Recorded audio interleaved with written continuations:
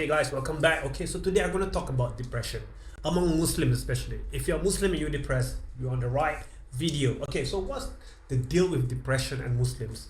I don't understand how can a Muslim from day zero, they're being taught to learn about the hereafter.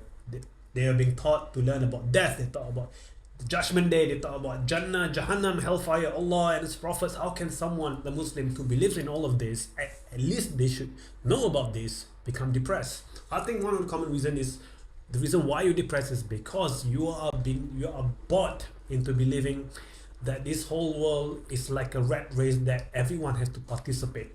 The thing about this world is that it's a materialistic world, or the worst hedonistic world.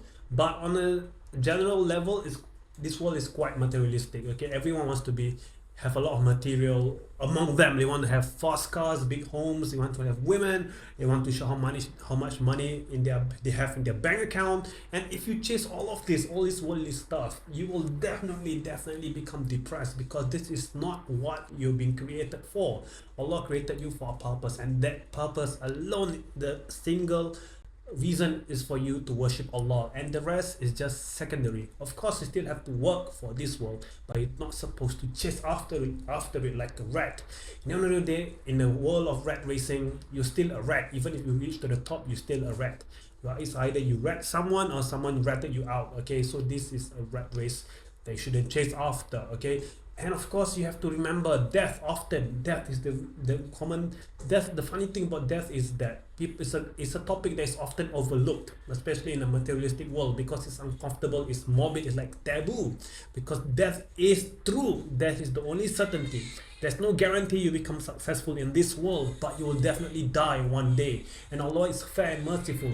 He said that as long as you try your best, your level best to come close to Him, He will put you into Jannah through His mercy. Of course, not by your actions, because your actions can never please Allah. Because why? I'm not saying can never please Allah. It can never satisfy the criteria of you being worthy to enter Jannah. And the Jannah is not easy, it's difficult. All the best thing in this world requires effort. Just imagine you want to buy a supercar or fast car, like a sports car.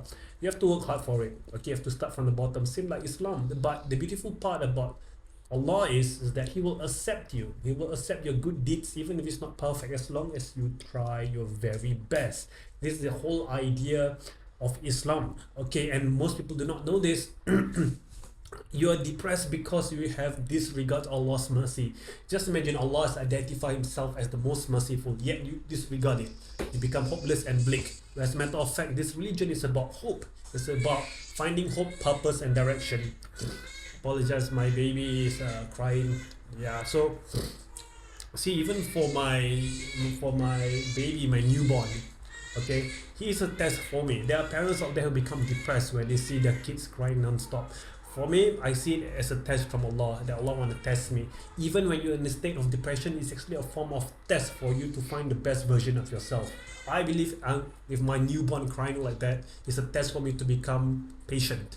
The reward for dealing with this kind of newborns who always cry is patience itself. Patience is part of a believer's quality, a trait that you have to adopt. Now you have to trust, okay, not to summarize everything, you have to trust Allah. Everything that is given to you and taken away from you is from Allah, and you have to trust that Allah knows best.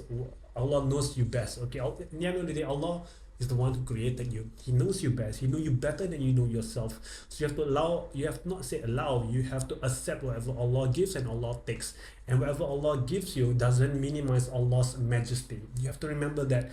So what if Allah gives someone that you know, or maybe someone you know and you don't like, Allah gives that person $1 million, or may Allah give them super nice car, super nice home. So what? It doesn't take away from the fact that you still have a chance to go to paradise, which is eternal. Time stopped, time is killed, time stopped, time got destroyed, meaning there's no time. Time stopped. The passage of time is put to an end. There's no time there. So that the hereafter is your ultimate goal, your dream. You should think about the hereafters.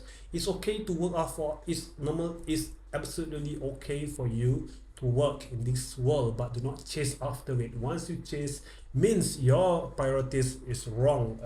You already got your priorities wrong, because Your priority is to devote your time and effort to Allah. As long as you work for the sake of Allah, is good. That's the best way. Okay, so that's it from me. I hope you guys just need anything or two from this video. Remember, if you're ever depressed, think about death. Okay, think about death, and of course worship Allah more. Okay, and find serenity and peace with the knowledge of the unseen. Yeah, sometimes you need the knowledge of the unseen for you to understand the material world. That's the only way. It's kind of funny, but that's the only way you can do it. That's it from me. I'll see you again next time. Bye bye.